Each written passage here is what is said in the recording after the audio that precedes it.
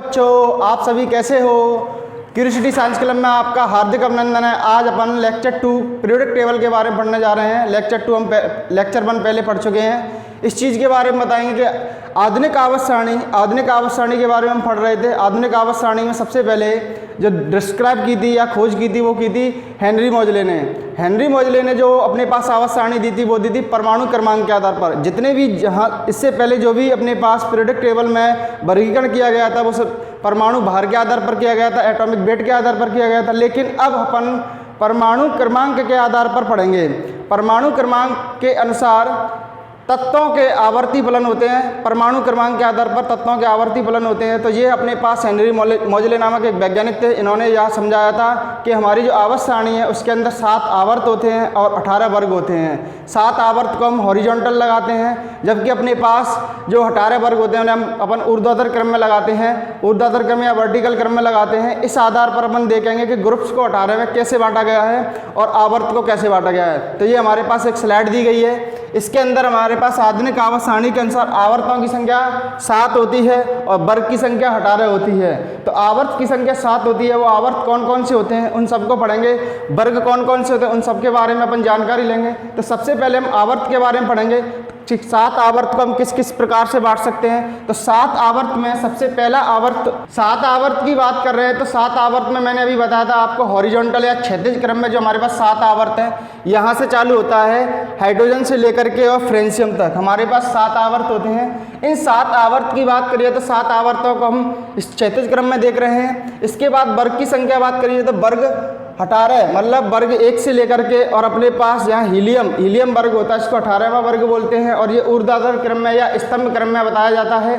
ठीक है, इसको हम शून्य वर्ग भी बोला जाता है, इनर्ट गैस के नाम से भी जाना जाता है, अक्रिय गैसों के नाम से भी जाना जाता है, उत्कृष्ट गैसों के नाम से भी जाना जाता है। इस चीज़ को देखो, अपने पास यहाँ पर जो 7 आवर्त हैं उन 7 आवर्तों के लिए एक विशेष नाम दिया गया है, स्पेसिफिक नेम होते हैं। इन नेम को बताएंगे कि पहले आवर्त में तत्वों की संख्या कितनी है, दूसरे आवर्त में तत्वों की संख्या कितनी है, तीसरे आवर्त में कितनी है, इसी प्रकार 7वें आवर्त में कितनी है। इन सब के बारे में अपन जानकारी लेंगे। तो देखो अपने पास अभी आधुनिक आवर्त सारणी मैंने बता रहा था आपको 2 टाइप में बांटा गया था कि आवर्त की संख्या 7 और वर्ग की संख्या कितनी होती है 18। तो सबसे पहले देखा जाए तो हम आवर्त को मुख्य क्वांटम संख्या के आधार पर देखते हैं। मुख्य क्वांटम संख्या n बराबर 1 होती है। आवर्त संख्या n बराबर 1 मतलब पहले आवर्त में हमारे पास तत्वों की संख्या कितनी होती है। तो तत्वों की संख्या की बात करिए तो तत्वों की संख्या होती है हमारे पास 2 और इसे एक विशेष नाम से जाना जाता है। उसे बोलते हैं अपन क्या, अति लघु आवर्त। अति लघु आवर्त होता है। ठीक है, इसमें 2 तत्व आते हैं, एक होता है हाइड्रोजन और एक होता है हीलियम। मतलब हाइड्रोजन से लेकर और हीलियम तक 2 तत्व पाए जाते हैं। इसे बोलते हैं अपन अति लघु आवर्त तत्व। इसी प्रकार n बराबर 2 और n बराबर 3 ये 2 अपने पास आवर्त हैं। इन दोनों आवर्तों में जो तत्वों की संख्या होती है वो तत्वों की संख्या कितनी होती है 8 मतलब n बराबर 2 दूसरे आवर्त में तत्वों की संख्या 8। इसी प्रकार n बराबर तीसरे आवर्त में तत्वों की संख्या कितनी होती है 8 होती है। इस प्रकार से इसको भी अपने एक विशेष नाम देते हैं, स्पेसिफिक नेम में होता है इसका। इसे बोलते हैं अपन क्या, इसका नाम होता है लघु आवर्त। ठीक है, इसी प्रकार यदि बात करिए तो 8 तत्व की बात करें तो हीलियम के बाद कौन आता है, लिथियम। यहाँ लिथियम से अब बात कर रहे हैं अपन n बराबर 2 दूसरे आवर्त की बात कर रहे हैं तो लिथियम से लेकर के और जो होता है नियोन तक, लिथियम से लेकर के और नियोन तक इसमें 8 तत्व पाए जाते हैं। इसी प्रकार n बराबर तीसरे आवर्त में देखा जाए तो तीसरे आवर्त में सोडियम से लेकर के आर्गन तक इसमें कितने तत्वों की संख्या होती है 8। तो इस प्रकार से n बराबर 1 तत्वों की संख्या 2 होती है, इसे लघु आवर्त बोला जाता है। इसी प्रकार n बराबर 2 और n बराबर 3 इसको मिलाकर इसमें 8 तत्व पाए जाते हैं, इसे बोलते हैं लघु आवर्त। लिथियम से लेकर के नियोन तक और सोडियम से लेकर आर्गन तक, इस प्रकार से इसमें 8 तत्वों की संख्या होती है। इसी प्रकार n बराबर हमारे पास कितना होता है 4 और n बराबर होता है 5। n बराबर 4 और n बराबर 5 इसे बोलते हैं अपन एक नाम देते हैं, इसे बोलते हैं दीर्घ आवर्त बोलते हैं। इसमें तत्वों की संख्या कितनी होती है, तो इसमें तत्वों की संख्या होती है हमारे पास 18। मतलब 18 तत्व पाए जाते हैं। 18 तत्व कैसे पाए जाते हैं, तो एक बार सारणी देखेंगे अपन अपने पास। अभी हमारे पास जो पीरियोडिक टेबल थी, इस पीरियोडिक टेबल के आधार पर अपन देखेंगे कि 18 तत्व कौन कौन से पाए जाते हैं। तो इधर देखो, हमारे पास ये पहला आवर्त हो गया, ये दूसरा, ये तीसरा, चौथा आवर्त पोटेशियम से लेकर के और क्रिप्टॉन तक ये तत्वों को गिना जाए तो ये तत्व कितने पाए जाएंगे, 18 तत्व। कैसे देखो, 1 2 3 4 5 6 7 8 9 10 11 12 13 14 15 16 17 और 18, इस प्रकार से 18 तत्व इसमें पाए जाते हैं। इसी प्रकार हमारे पास आवर्त संख्या 5 है। आवर्त संख्या 5 में भी कितने तत्व पाए जाते हैं, 18 तत्व। तो इस वाली में और इस वाली में, दोनों आवर्तों में, तीसरे आवर्त, चौथे आवर्त और पांचवें आवर्त में कितने पाए जाते हैं हमारे पास, 18 तत्वों की संख्या होती है। इसी प्रकार अभी देखा जाए आगे जाकर, जो हमारे पास आवर्त संख्या 1 हो गई, आवर्त संख्या 2 हो गई, आवर्त संख्या 3, आवर्त संख्या 4, आवर्त संख्या 5। अब हमारे पास n बराबर 6, n बराबर 6 आवर्त संख्या है। इसमें तत्वों की संख्या बात करिए तो इसमें तत्व होते हैं 32। इसके अंदर कितने तत्व पाए जाते हैं, 32 तत्व पाए जाते हैं। और इसे बोलते हैं अपन, एक नाम दिया गया है, इसे बोलते हैं अति दीर्घ आवर्त। इसे बोलते हैं अति दीर्घ आवर्त, अति दीर्घ आवर्त बोला जाता है। इसी प्रकार एक n बराबर 7 होता है। याद रखना बच्चों, जो आवर्त संख्या 7 है, आवर्त संख्या 7 को हम एक नाम से जाना जाते हैं, उसे बोलते हैं अपूर्ण आवर्त। क्या बोलते हैं, अपूर्ण आवर्त। अपूर्ण आवर्त बोलते हैं। जितने भी रिसेंटली खोजे जा रहे तत्व हैं, जो सभी किस में रखे जाएंगे, वर्ग संख्या 7 में रखे जाएंगे। ठीक है, 118वां तत्व हुआ, 119वां तत्व जो खोजा जाएगा वो किस में रखा जाएगा, अपूर्ण आवर्त में रखा जाएगा, क्योंकि इनकम्प्लीट क्या अपने हमारे पास पीरियड है। इसके आधार पर हमारे पास, तो मैंने अभी बताया था, आवर्त की संख्या होती है 7। इसमें पहले आवर्त को अपन क्या बोल रहे हैं, इसको बोलते हैं अपन अति लघु आवर्त। दूसरे और तीसरे को बोलते हैं अपने पास क्या, लघु आवर्त। चौथे और पांचवें को बोलते हैं अपने पास क्या बोलते हैं, दीर्घ आवर्त। पांचवें और छठवें को क्या बोलते हैं अपने पास, इसको बोला जाता है दीर्घ आवर्त। और इसके बाद छठवां आवर्त होता है, इसको बोलते हैं अपने पास क्या, अति दीर्घ आवर्त। और लास्ट में अपने पास जो पाया जाता है उसे बोलते हैं अपूर्ण आवर्त। इस आधार पर हमारे पास आवर्त की संख्या कितनी होती है, 7। ठीक है, आवर्तों को वैसे भी अपन याद रख सकते हैं। ठीक है, इसके आधार पर अब वर्गों की बात कर लें तो वर्ग कितने होते हैं हमारे पास, 18 वर्ग होते हैं। और 18 वर्ग को किस आधार पर बांटा गया, तो हमारे पास 4 ब्लॉक्स पाए जाएंगे। इन 4 ब्लॉक्स के आधार पर इनको पढ़ेंगे। पहला ब्लॉक होता है S, दूसरा होता है P, तीसरा होता है D और चौथा होता है F ब्लॉक। इस आधार पर 4 ब्लॉक में हम इन 18 वर्गों को क्या किया गया, बांटा गया है। तो इसके आधार पर बात कर लें तो अपने पास वर्ग संख्या 1 फर्स्ट A से लेकर के और सेकंड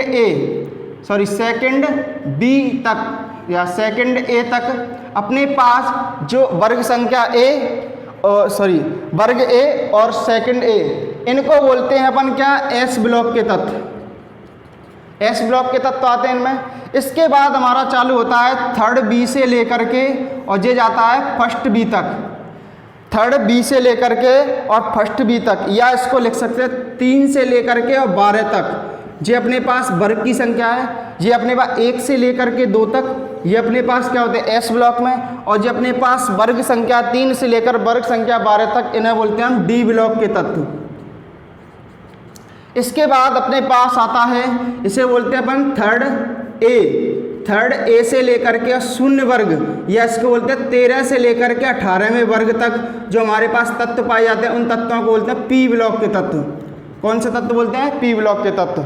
लेकिन यदि बात करी जाए अपने पास F ब्लॉक, तो F ब्लॉक के लिए कोई अलग से वर्ग नहीं है। F ब्लॉक किस में आता है, ये विशेष ध्यान रखने की बात है। जो F ब्लॉक होता है वो आता है थर्ड B में। थर्ड B, इस थर्ड B के अंदर ये 2 श्रेणियों पाया जाता है। 14 की एक श्रृंखला पाई जाती है। टोटल तत्वों की संख्या F ब्लॉक में 28 होती है। 28 तत्व पाए जाते हैं अपने पास F ब्लॉक में। इस आधार पर हम वर्ग के बारे में निर्धारित कर सकते हैं, फर्स्ट A और सेकंड A, या पहले वर्ग और दूसरे वर्ग में S ब्लॉक। 3 से लेकर और 12 तक कितने हैं, D ब्लॉक। और 13 से लेकर 18 तक P ब्लॉक। और इसके बाद अपने पास F ब्लॉक की बात करिए तो F ब्लॉक के अंदर क्या होता है अपने पास, थर्ड B एक विशेष अपने पास वर्ग होता है। इसके बारे में बहुत अच्छी जानकारी एक ले लो। देखो थर्ड बी वर्ग होता है, पूरी आवर्त सारणी में क्वेश्चन आता है कि आवर्त सारणी के अंदर ऐसा कौन सा वर्ग है जिसमें अधिकतम तत्वों की संख्या पाई जाती है या टोटल तत्व 32 पाए जाते हैं, तो वो कौन सा है, थर्ड बी। अब इसको अपन देखेंगे तो सारणी के आधार पर देखें तो एक बार अपन पीरियोडिक टेबल को दोबारा देखेंगे कि एफ ब्लॉक थर्ड बी और अपने पास थर्ड बी में 32 तत्व कैसे पाए जा रहे हैं, इन चीज़ों के बारे में देखेंगे। तो अपने पास जो सारणी है, आधुनिक आवर्त सारणी है, मॉडर्न पीरियोडिक टेबल के आधार पर देखेंगे तो ये अपने पास देखो, ये होगा फर्स्ट डे और ये हो गया सेकेंड डे, ये हमारे पास इसको बोला था थर्ड बी। इस थर्ड बी के अंदर देखो सेकेंड ईयर लाएंगे एसी, तो अपने पास देखा जाए तो ये तत्व कितने हो गए, 4।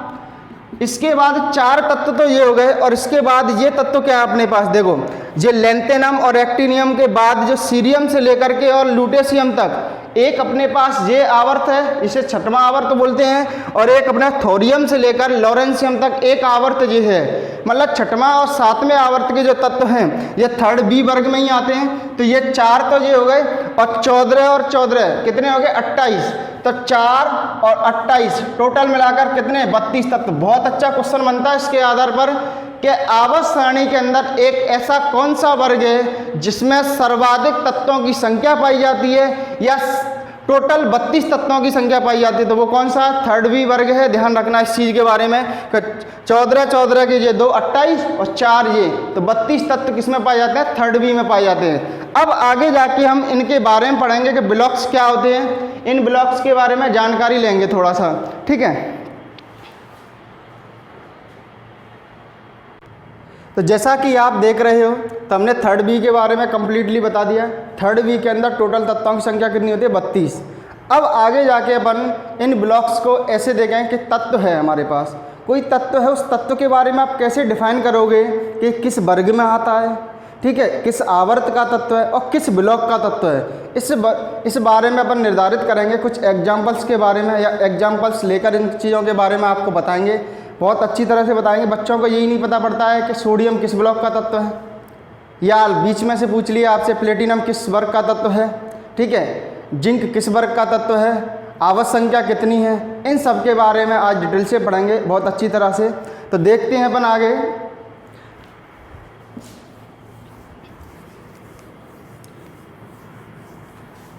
तो अपनी अगली स्लाइड रहेगी, वो स्लाइड रहेगी अपने पास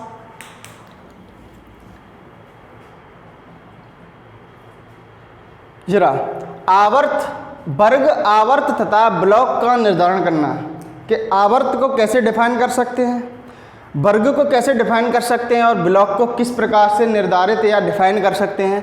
इसके लिए सबसे पहले एक चीज़ आपको ज़रूरी है, वो है आपके लिए क्वांटम संख्या। क्वांटम संख्या मान के चलो अपने पास कोई ब्लॉक है या कोई तत्व या एलिमेंट्स है, उसका मैं इलेक्ट्रॉनिक विन्यास निकालना है, और इलेक्ट्रॉनिक विन्यास के आधार पर जितनी ज़्यादा अधिकतम क्वांटम संख्या या n का मान ज़्यादा आएगा उसकी वो क्या हो जाएगी, आवर्त संख्या हो जाएगी। इस आधार पर अपन एक एग्जाम्पल के आधार पर देखेंगे। पहले मैं आपको एक एग्जाम्पल बताऊंगा। एग्जाम्पल्स लिया मैंने एक सोडियम का। सोडियम का परमाणु क्रमांक होता है 11। यदि अपन सोडियम के परमाणु क्रमांक की बात करिए तो 11 होता है। इसको अपन इलेक्ट्रॉनिक विन्यास भरें इसका तो कैसे होता है, 1s2, 2s2, 2p6, 3s1। इस प्रकार से हमारा ये क्या होता है, इलेक्ट्रॉन कॉन्फ़िगरेशन होता है। अब इसमें हमें ये देखना है कि अपने पास यहाँ दो अपने पास बनाए, एक तो 3s कोष बनाए, एक बनाया 2s और 2p और एक बनाया 1s। तो यहाँ हमारे पास लास्ट में जो उपकोष है वो उपकोष ही हमारे पास वर्ग की संख्या बताएगा, आवर्त की संख्या बताएगा और अपने पास ब्लॉक्स को बताएगा। तो हमारे पास जो लास्ट अपने पास क्या आया है, उपकोष आया है, उसको उठा लो 3s1। अब 3s1 है तो इसमें हमारे पास मैंने अभी बताया था कि मुख्य क्वांटम संख्या, अधिकतम क्वांटम संख्या 1, 2 और 3। तो सर्वाधिक कौन सी है, 3। तो n बराबर कितना हो गया इसका मान 3। मतलब आवर्त की संख्या कितनी है हमारे पास, यहाँ पर आवर्त की संख्या है 3। ठीक है, तो आवर्त अभी देखेंगे कि सोडियम तीसरे आवर्त में आता भी है कि नहीं आता है, कि अपन वैसे ही कह रहे हैं, इस चीज़ के बारे में देखेंगे। इसके बाद 3 के बारे में पता पड़ गया कि ये क्या बताता है, आवर्त बताता है। आपको पता है कि लास्ट डिजिट में हमारे पास s उपकोष में इलेक्ट्रॉन जा रहा है, तो ब्लॉक्स कौन सा हो गया इसका, s ब्लॉक हो गया। और अपने पास वर्ग की बात करिए तो एस ब्लॉक के अंदर 2 ही वर्ग हैं, आप याद भी रख सकते हैं इनको। अपने पास एस ब्लॉक के अंदर 2 ही वर्ग हैं, फर्स्ट ए बोला जाता है और एक होता है सेकंड ए। इसको बोलते हैं क्षार धातु, इसको बोलते हैं क्षारीय मृदा धातु, ठीक है। तो फर्स्ट ए वर्ग। अब हमारे पास एस में 1 इलेक्ट्रॉन है तो किस वर्ग का तत्व है? ये फर्स्ट वर्ग का तत्व है, मतलब इसकी वर्ग संख्या कितनी है? फर्स्ट है। आवर्त संख्या कितनी है? 3 है। और ब्लॉक्स की बात करिए तो ब्लॉक किस ब्लॉक का तत्व है? ये है एस ब्लॉक का तत्व। अब इसको देखा जाए तो सारणी में देख लेते हैं, थोड़ा सा सारणी में देखें तो अपने पास मॉडर्न पीरियोडिक टेबल है, उसी के आधार पर अपन देखेंगे कि सोडियम हैवी के नहीं है, इस आधार पर देखते हैं इसको।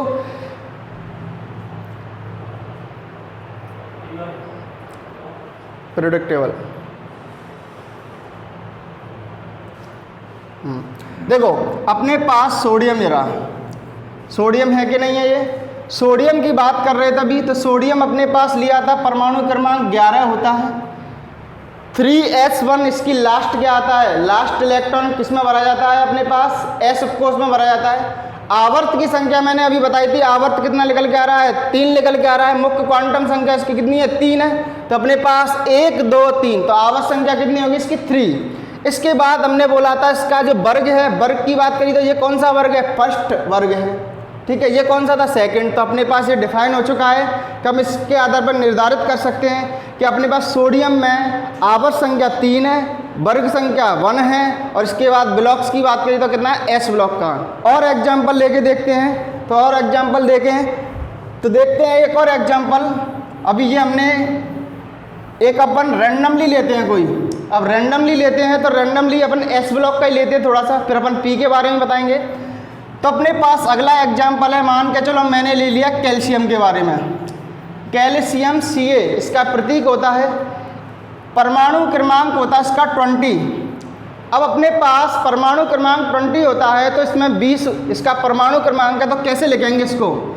इसके बारे में यदि देखा जाए तो यहाँ क्या है अपने पास? 1s2 2s2 2p6 3s2, बाकी बात क्या आएगा? 3p6, और अपने पास यहाँ आएगा 4s2, यही तो बनेगा अपने पास भाई। 10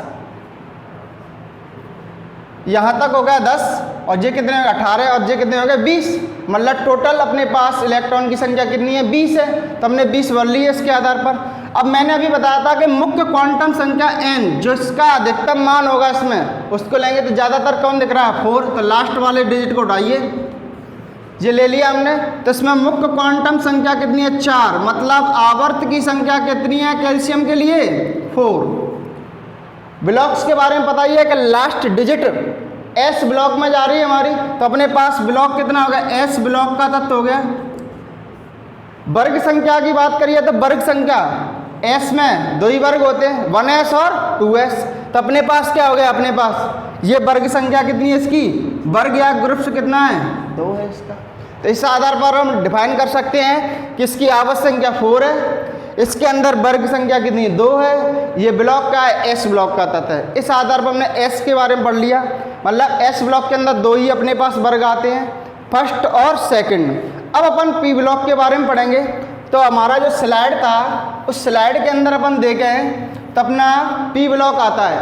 तो मैं एस ब्लॉक तो सीधे सीधे याद हो जाता है कि फर्स्ट और सेकंड 2 ही अपने पास क्या होते हैं? अपने पास ब्लॉक्स होते हैं इसके अंदर, या वर्ग संख्या कितनी होती है? 2 होती है इनकी। लेकिन पी ब्लॉक के बारे में थोड़ा सा आपको याद रखना पड़ेगा। याद क्या रखना पड़ेगा? जैसे कि हमने पता है कि पी ब्लॉक का सामान्य इलेक्ट्रॉनिक विन्यास बात करी जाए तो ns2 np1 से 6 होता है। ये अपना क्या होता है? इलेक्ट्रॉनिक विन्यास होता है इसका। तो इलेक्ट्रॉनिक विन्यास के आधार पर देखा जाए तो अपने पास जो लास्ट डिजिट पी में जो इलेक्ट्रॉन आएंगे, और इसके बाद अपने पास इन दोनों का प्लस करेंगे एस में और पी में, जो अपने पास मुख्य क्वांटम अधिकतम होगा उसमें जो टोटल इलेक्ट्रॉन होंगे उसके साथ अपन 10 और डिजिट या 10 इलेक्ट्रॉन और क्या कर दें, यहाँ 10 संख्या को क्या कर दें? प्लस कर दें, तो अपना क्या निकल के आ जाएगा? वर्ग संख्या निकल के आ जाएगी। जैसे कि एक एग्जाम्पल लेते हैं इसके लिए भी। हमारे पास एक एग्जाम्पल है एल्यूमिनियम। सब जानते हैं एल्यूमिनियम के बारे में। एल्यूमिनियम का परमाणु क्रमांक होता है वो होता है 13 होता है।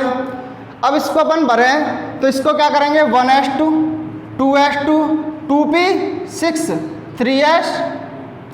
3s2 और ये हो जाएगा 3p1। तो देखो अपने पास 10 इलेक्ट्रॉन यहाँ तक भर गए और 3 ये, टोटल कितने इलेक्ट्रॉन होते हैं हमारे पास एल्यूमिनियम? 13 होते हैं। तो हमारे पास जो लास्ट क्वांटम संख्या आ रही है n बराबर कितनी आ रही है? 3 आ रही है। लेकिन आवर्त संख्या n बराबर 3 तो बताएगा नहीं। लेकिन हम इसमें क्या करें कि अपने पास ये वाले जो 2 इलेक्ट्रॉन पाए जा रहे हैं, या तो इनके आधार पर भी देख सकते हैं या इनके आधार पर ही। इसमें जो लास्ट वाला है इसको उठा के देख लो आप, ठीक है। ये लास्ट वाला उठा के देख लिया हमने 3p1 मान के चलो। आवर्त संख्या तो हमको बता रहा है कि आवर्त संख्या कितनी है इसकी? 3, क्योंकि मुख्य क्वांटम संख्या कितनी आ रही है इसकी? 3 ही आ रही है। मतलब आवर्त की संख्या कितनी होगी इसमें? 3। अब वर्ग की संख्या बताए हैं, तो वर्ग की संख्या के लिए मैंने अभी बताया कि s इलेक्ट्रॉन में जो इलेक्ट्रॉन पाए जा रहे हैं और p में जो इलेक्ट्रॉन पाए जा रहे हैं उनका योग करके उसमें 10 और जोड़ दिया जाए तो इसकी क्या निकल के आ जाएगी? वर्ग संख्या। देखते हैं निकल के आती कि नहीं आती है। तो वर्ग देखो अपने पास s में क्या इलेक्ट्रॉन है? 2, p में कितने इलेक्ट्रॉन है? 1। तो अपने पास 3 तो ये इलेक्ट्रॉन हो गए इनके, प्लस क्या किया हमने? 10 और ऐड कर दिया, तो इसकी वर्ग संख्या कितनी आ गई? 13। अब इस चीज़ को देखें तो अपन पीरियोडिक टेबल में देखेंगे, तो पीरियोडिक टेबल में निकाले तो p ब्लॉक के अंदर अपने पास इसको देखते हैं कि सही है कि नहीं है। एल्यूमिनियम जल रहा है अपने पास। जब एल्यूमिनियम की बात करी है तो एल्यूमिनियम के अंदर मैंने बताया था इसका देखो 13 सिंबल, इलेक्ट्रॉनिक विन्यास 13 परमाणु क्रमांक 13 Al से इसको प्रदर्शित करते हैं। अभी मैंने बताया था कि इसकी आवर्त संख्या तो मैंने बता दी कितनी? 3। कैसे? 1 2 3। ये अपने पास कौन सा है? आवर्त संख्या इसकी 3 हो गई यहाँ तक। लेकिन इसकी आवर्त संख्या तो हमें पता पड़ गया 3। लेकिन इसकी वर्ग संख्या ज्ञात करें तो वर्ग संख्या के लिए देखा जाए तो यहाँ से गिनेंगे 1 2 3 4 5 6 7 8 9 10 11 12। कितनी है वर्ग संख्या? 13। अब 13 तो ऐसे निकल नहीं रही थी, तो हमने क्या किया था? s के इलेक्ट्रॉन और p के इलेक्ट्रॉन का प्लस करके उसमें 10 जोड़ा था। तो 3 + 10 कितना? 13। तो इसकी वर्ग संख्या कितनी आई है? 13 आई है। तो इस प्रकार से हम p ब्लॉक को भी अपन डिफाइन कर सकते हैं कि इसकी वर्ग संख्या क्या है, आवर्त संख्या क्या है और इसका ब्लॉक्स क्या है। ठीक है, तो हमने p ब्लॉक के बारे में पढ़ा।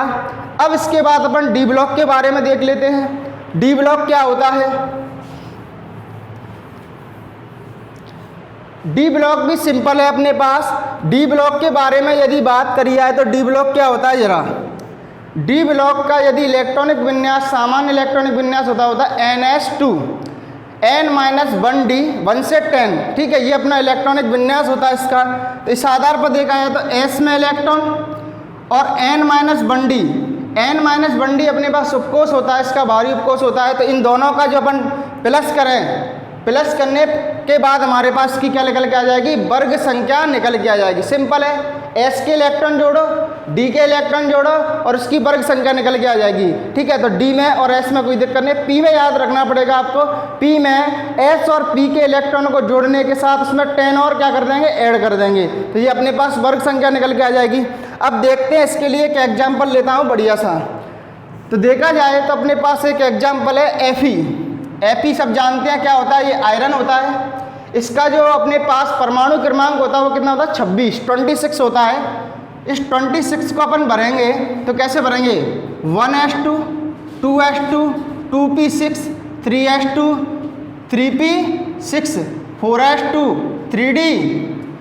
3d में कितने आ जाएंगे? 6 आ जाएंगे। तो अपने पास 26 हो रहे होंगे, ये हो गए 10 और ये अपने पास कितने हो गए?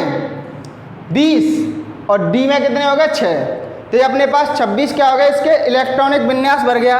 तो इसका अपने पास देखा जाए तो इसमें अभी आपको ये नहीं पता पड़ रहा होगा कि इसकी आवर्त संख्या कितनी है। आवर्त संख्या में मैंने अभी बताया था, जरूरी नहीं है कि S ब्लॉक की हमारे पास मुख्य क्वांटम संख्या में 4 आए, D में आए। यहाँ हमें ये देखना है कि मुख्य क्वांटम संख्या या अधिकतम मान कहाँ दिख रहा है। तो हमारे पास दिख रहा है यहाँ आवर्त देखा जाए तो इसका आवर्त निकल के आएगा 4, क्योंकि हमारे पास मुख्य क्वांटम संख्या कितनी है? 4 है। लेकिन इसकी यदि बात करी जाए ब्लॉक की, तो ब्लॉक तो क्या रहेगा? ब्लॉक रहेगा इसका D, क्योंकि लास्ट डिजिट जो इलेक्ट्रॉन जा रहे हैं वो किस में जा रहे हैं? D उपकोष में जा रहे हैं। अब इसकी वर्ग की बात कर लिया तो वर्ग संख्या कितनी होगी? तो इधर देखो, मैंने अभी आपको बताया था वर्ग संख्या कैसे निकालते हैं, S के इलेक्ट्रॉन जो अपने पास S उपकोष में इलेक्ट्रॉन और P D उपकोष में जो इलेक्ट्रॉन उनको जोड़ देंगे, योग करेंगे तो अपने पास S में कितने हैं। लेकिन याद रखना बाहरी कोष लेना पड़ेगा, इसका आउटर सेल होगा, उसी में अपन देख सकते हैं कि इसके अंदर कितने इलेक्ट्रॉन हैं। तो 2 तो S में और D में कितने 6 हैं, तो टोटल कितने हो गए 8। मतलब इसकी वर्ग संख्या कितनी निकल के आ रही है 8। अब इसको अपन मॉडर्न प्रोडक्ट टेबल में भी देख लें कि सही है कि नहीं है ये चीज़। तो देखते हैं अपन आवर्त सारणी के अंदर, आवर्त सारणी के अंदर क्या निकल के आता है इसका Fe का। देखो Fe जरा Fe का अपने पास Fe यहाँ निकाल के रखा, तो Fe जरा आवर्त संख्या देखते हैं सबसे पहले 1 2 3 4, मतलब आवर्त कौन सा इसका 4th आवर्त है, तो आवर्त की संख्या कितनी होगी 4। अब इसके अपन देखा जाए तो ब्लॉक तो सब देख रहे हो, ये यहाँ से 3 से लेकर के और 12 तक कौन सा ब्लॉक होता है, डी ब्लॉक होता है, तो डी ब्लॉक का तत्व है। लेकिन इसके वर्ग की बात करिए तो वर्ग संख्या 8 आ रही है, ये देख लेते हैं। देखो फर्स्ट, सेकंड, थर्ड भी, फोर्थ या थर्ड, फोर्थ, फिफ्थ, 6, 7 और 8। मैंने कल अपने पास जो लेक्चर रहा था पहला लेक्चर, उसके अंदर मैंने बताया था कि फीकोनी फेरस से लेकर और निकिल तक एक ही वर्ग बनता है, उसको बोलते हैं 8वां वर्ग। 8वां वर्ग या इसको बोलते हैं 8th बी। इसके अंदर अपने पास तीनों ब्लॉक मतलब तीनों वर्गों को रखा जाता है, तो अपने पास इसकी वर्ग संख्या कितनी आ रही है 8।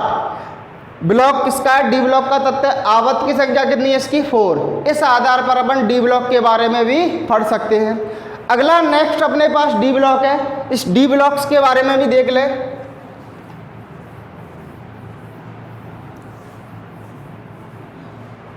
सॉरी एफ ब्लॉक रहा है अपना, एफ ब्लॉक के बारे में भी देख लें। एफ ब्लॉक की एक क्या है खासियत है तो इसकी वर्ग संख्या अभी मैंने अभी आपको बताया था कि इसकी वर्ग संख्या कितनी होती है, इसकी वर्ग संख्या होती है 3rd बी। कितनी होती है 3rd बी। देखा जाए तो 3rd बी मैंने अभी बोला था 3rd बी।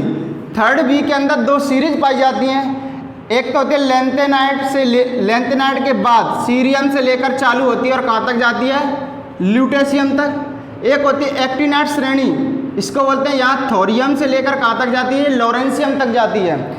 इस ऊपर वाली श्रेणी को बोलते हैं 4f श्रेणी, इसको बोलते हैं 5f श्रेणी, या इसको लेंथेनाइट श्रेणी, इसको एक्टिनाइट श्रेणी बोलते हैं। ये इसकी वर्ग संख्या कितनी होती है तो वो होती है 3rd बी। याद रखना इसकी वर्ग संख्या 3rd बी होती है। लेकिन इसके यदि अपन आवर्त की बात करी जाए तो आवर्त में अभी मैंने बताया था लेंथेनाइट सीरीज के जो तत्व होते हैं वो 6वें आवर्त में आते हैं, और जबकि अपने एक्टिनाइट सीरीज के तत्व होते हैं वो 7वें आवर्त में आते हैं। तो इनके आवर्त 6वां आवर्त होता है, और अपने पास लेंथेनाइट का आवर्त होता है 6वां, और जबकि एक्टिनाइट श्रेणी का आवर्त होता है वो होता है 7वां। इस आधार पर अपन इनके वर्ग, आवर्त और ब्लॉक का क्या कर सकते हैं निर्धारण कर सकते हैं, और आप एग्जाम्पल कीजिए, उनके बारे में आगे बताएंगे। अगला अपने पास टॉपिक रहेगा, उस टॉपिक को देखते हैं।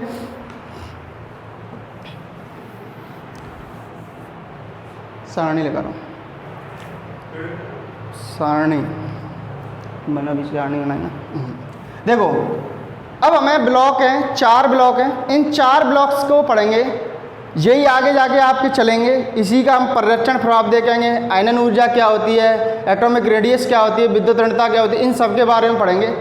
S block, P block, D block और एफ ब्लॉक ये इंपॉर्टेंट है। ये आपकी जो 11th 12th है, 9th है, 10th है, इन सब में चलता है। ये ब्लॉक्स तो सभी में आते हैं, ठीक है, इनसे क्वेश्चन भी बनते हैं आपके। लेकिन इसको मैं अभी बेसिक क्लियर कर रहा हूँ। मैंने आपको पहले लेक्चर में ही बताया था कि जिस बच्चे का इनऑर्गेनिक केमिस्ट्री के अंदर बेसिक क्लियर नहीं है तो वो कभी भी केमिस्ट्री, इनऑर्गेनिक केमिस्ट्री को रट के परेशान हो जाए, लेकिन उसको कभी भी कॉन्सेप्ट क्लियर नहीं होंगे उसके। तो देखते हैं सबसे पहले तत्वों के कक्षक आकार कक्षकों में इलेक्ट्रॉन बनना। आपने एक नियम पढ़ा होगा हुंड का नियम। हुंड नामक एक वैज्ञानिक थे, उन्होंने बताया था कि जो इलेक्ट्रॉन होते हैं वो इलेक्ट्रॉन सभी पहले कक्षकों में भरे जाएंगे, सभी में एक एक इलेक्ट्रॉन। ऐसा नहीं है कि अपने पास सभी इलेक्ट्रॉन एक ही कक्षक में भर दिए, सभी इलेक्ट्रॉनों में समान रूप से वितरित होंगे पहले इलेक्ट्रॉन। उसके बाद जो इलेक्ट्रॉन बचेंगे उनका क्या होगा पेयरिंग होगी। इसको मैं अभी एक एग्जाम्पल लेके आपको समझाऊंगा। पहले अपने पास जो चार्ट है उसको देखते हैं। देखो अपने पास S block, P block, D block और एफ ब्लॉक। इसके आकार की बारे में बात करी जाए तो एस ब्लॉक का आकार होता है गोलाकार। इसकी जो शेप देखी जाए तो एक गोल आकृति की होती है, इसकी कोई दिशा नहीं होती है, ये एक अदिशात्मक प्रकृति की होती है। पहली बात तो नॉन डायरेक्शन होती है इसकी। जैसे कि अपने पास देखा जा रहा है, अपने पास मैंने बताया दो वर्ग ही होते हैं, एक 1s और एक 2s। तो ये देखा जाए तो इनकी क्या होती हैं, गोलाकार कच्चक होती हैं। इसी प्रकार पी कच्चक की बात करिए तो पी कच्चक कैसी होती है, डम्बलाकार होती है, डम्बल शेप में होती हैं। तो डम्बल शेप में अपने पास देख रहे होंगे तो डम्बल की आकृति ऐसी होती है। अब डम्बल अपने पास पी में 3 उपकोष होते हैं, px, py और pz। तो तीनों में अपन तीनों डायरेक्शन में अपन इसको बता सकते हैं, 3D में भी देख सकते हैं। 2pz, 2px और 2py ये अक्षों के आधार पर देख सकते हैं इसको, क्योंकि इसका अपन x पे भी ले सकते हैं, y पर भी ले सकते हैं इसको और z पर भी ले सकते हैं, ध्यान रखना। इसी प्रकार d ऑर्बिटल है, d ऑर्बिटल से या d कच्चक के बारे में बात करिए तो d ब्लॉक के अंदर हमारे पास 5 कच्चक पाई जाती हैं। इन 5 कच्चकों बेसिकली हम जो बीएससी वगैरह अगली जो उच्च कक्षाएं होती हैं, वैसे तो अपन 12th क्लास में पढ़ते हैं CFT सिद्धांत के बारे में आपने पढ़ा होगा, क्रिस्टल फील्ड थ्योरी, उसके अंदर अपन पढ़ते हैं इसमें 5 कच्चक पाई जाती हैं, dxy, dyz, dzx, dx² y² dz²। लेकिन अपने पास हमें तो यहाँ एक सिंपल रूप में बताना है कि डी ब्लॉक में द्विडम्बलाकार होती हैं। द्विडम्बलाकार का मतलब होता है एक डम्बल तो ये बन रहा है अपने पास और एक डम्बल ये बन जाएगा। तो ये अपने पास कैसी होंगी, द्विडम्बलाकार या डबल डम्बल शेप होंगी। इसको अपन इस आधार पर भी देख सकते हैं। ये अपने पास एक कच्चक बताई गई है, इसके अंदर क्या है, ये अपने पास एक डम्बल है, इसके साथ ये क्या है, एस का अतिव्यापन बताया गया है। ध्यान रखना इस चीज़ के बारे में। ये एक गोलाकार कच्चक हो गई। जब अपन अतिव्यापन या ओवरलैपिंग पढ़ते हैं, जब संकरण पढ़ेंगे उस टाइम आपको बताएंगे, ठीक है। अभी समझ में नहीं आएगा इन चीज़ों के बारे में। देखते हैं अब इसके बाद चार्ट को देखें दोबारा से। इस चार्ट के अंदर मैंने बताया था S block, P block, D block और एफ ब्लॉक। एस ब्लॉक गोलाकार, पी ब्लॉक डम्बलाकार, डी ब्लॉक द्विडम्बलाकार और अपने पास एफ की आकृति जटिल आकृति होती है। इसमें लेंथेनॉइड और एक्टिनॉइड श्रेणी के तत्व आते हैं तो बहुत ज़्यादा जटिल हो जाती है इसकी आकृति। इसके अंदर कोष की संख्या 1 होती है। एस ब्लॉक के अंदर हम अधिकतम 2 इलेक्ट्रॉन ही भर सकते हैं, तो इसके लिए एक कोष के अंदर 2 इलेक्ट्रॉन आते हैं। देखो भरते कैसे हैं, हुंड कहते हैं। हुंड का नियम क्या कहता है, एक इलेक्ट्रॉन यदि सीधा भरा जाएगा तो दूसरा क्या भरा जाएगा, उल्टा। ये विपरीत चक्रण को बताता है, ध्यान रखना। इसके स्पिन संख्या को बताता है। एक यदि सीधा भरेंगे तो एक क्या भरेंगे, उल्टा भरेंगे। इस आधार पर यदि मैंने इस एक कच्चक के अंदर मैंने दोनों सीधे भर दिए तो ये हुंड के नियम की अवहेलना है। हुंड का नियम यहाँ पालन नहीं कर रहा है, इस कारण से ये गलत हो जाएगा। तो अपने पास एस कच्चक में गोलाकार आकृति होती है, एक उपकोष होता है, 2 इलेक्ट्रॉन, अधिकतम इलेक्ट्रॉन की संख्या 2 ही होती है इसके अंदर। अगली बात करी जाए इसके अंदर, यहाँ अपने पास पी ब्लॉक है। पी ब्लॉक में डम्बलाकार है। डम्बलाकार के अंदर हमारे पास 3 क्या हैं, कच्चक होती हैं। मैंने अभी बताया था 2px हो गई, 2py हो गई, 2pz हो गई। इसके अंदर अपन भरें तो हुंड के नियम के अनुसार पहले तो हम सब में एक एक इलेक्ट्रॉन भरेंगे। ये नहीं है कि मेरे पास 3 इलेक्ट्रॉन है, मैं 2 यहाँ भर दिए, 1 यहाँ भर दिया तो 1 तो खाली रह गई। ये हुंड के नियम की अवहेलना है, ये हुंड का नियम यहाँ पालन नहीं होगा। पहले हमारे पास 3 इलेक्ट्रॉन है, तीनों भरेंगे। यदि मेरे पास अधिकतम इलेक्ट्रॉन 6 है तो उनको कैसे भरेंगे, 3 भर दिए। अब विपरीत चक्रण के आधार पर हम क्या कर सकते हैं, इनमें एक एक इलेक्ट्रॉन विपरीत क्रम में, ये +1/2 -1/2। ये अपने पास चक्रण क्वांटम संख्या बताता है, एटॉमिक स्ट्रक्चर में पढ़ाया जाता है इस चीज़ को। अगला है अपने पास डी ब्लॉक। डी ब्लॉक के अंदर क्या होता है, डी ब्लॉक को हम बोलते हैं द्विडम्बलाकार। अब इस द्विडम्बलाकार के अंदर क्या होता है देखते हैं। 5 कच्चक मैंने अभी बताई दी आपको, एक तो dxy, dyz, dzx, dx² y² और dz²। देखते हैं मेरे पास मान के जो 10 इलेक्ट्रॉन है। अब 10 इलेक्ट्रॉन को अपन वैसे तो अपन देख सकते हैं, यदि आप ऐसे भी भर सकते हो, लेकिन ये क्रम नहीं। पहले सब में एक एक इलेक्ट्रॉन भर लेंगे। 5 हो गए, 6, 7, 8, 9, 10। ये अपने पास हुंड के नियम को बता रहा है। इसके अंदर अपने पास एस ब्लॉक है, एफ ब्लॉक है। एफ ब्लॉक की आकृति मैंने अभी बताई थी, जटिल आकृति होती है। जटिल आकृति, इसकी कोई आकृति नहीं होती। मेन चीज़ जटिल कॉम्प्लेक्स होता है। क्या होता है इसका, तो इसकी आकृति अपन बता नहीं सकते हैं, ध्यान रखना, क्योंकि ये बहुत ज़्यादा कॉम्प्लिकेटेड हो जाती है। इसके बाद इसके अंदर जो अपने उपकोष होते हैं, अपने कच्चक होते हैं, 7 कच्चक होती है इसके अंदर। 1, 2, 3, 4, 5, 6, 7। अब 7 कच्चक हैं। 7 कच्चक को अपने 7 कच्चक में अधिकतम कितने इलेक्ट्रॉन भर सकते हैं, 14। तो आप ऐसे भी याद रख सकते हो। यदि एस में 1 कच्चक है तो अधिकतम 2 ही आ सकते हैं। पी में कितने, 3 कच्चक है तो दुगना कर दो 6 आएंगे। डी में 5 कच्चा हैं तो कितने आएंगे, 10 आएंगे। और एफ में कितने 7 है तो कितने आएंगे, 14 या 14 इलेक्ट्रॉन। तो कैसे बनाएंगे, 1 2 3 4 5 6 7 8 9 10 11 12 13 और 14। इस प्रकार से हम 14 इलेक्ट्रॉन को भर सकते हैं। ये हुंडे के नियम को बताता है।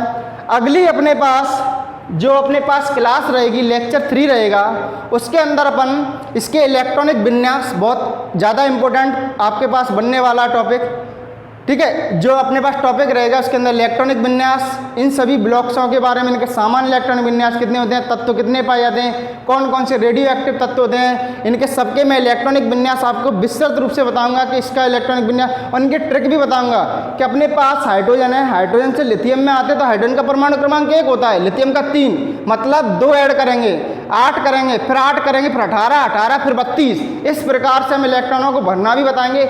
एक अपने पास यहाँ जादुई संख्या होती है, मैजिक नंबर होता है, उसके बारे में बताएंगे, ठीक है। ये आपकी नेक्स्ट लेक्चर में रहेगा। आज के लिए इतना ही काफ़ी है। आप हमें हमारे जो भी क्यूरियोसिटी साइंस क्लब चल रहा है उसको आप ज़्यादा से ज़्यादा सब्सक्राइब कीजिए, ज़्यादा से ज़्यादा पेरेंट्स जुड़िए और स्टूडेंट जुड़िए, क्योंकि आपको बहुत ज़्यादा फ़ायदा होने वाला। हमारी जो भी क्लासें हैं वो 1 मई से ऑफलाइन चलेंगी, तो आप इसमें भाग लीजिए। थैंक यू, धन्यवाद।